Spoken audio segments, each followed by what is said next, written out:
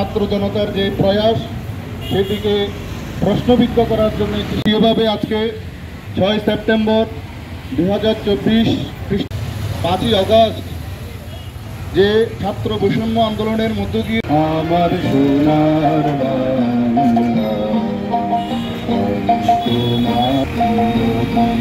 তোমার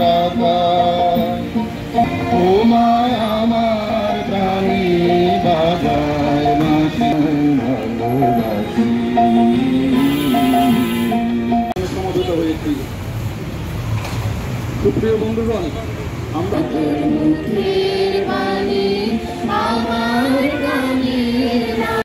আমাদের সাথে জাতীয় সঙ্গীত গাওয়ায় অংশগ্রহণ করবেন এই আশাবাদ ব্যক্ত করছি।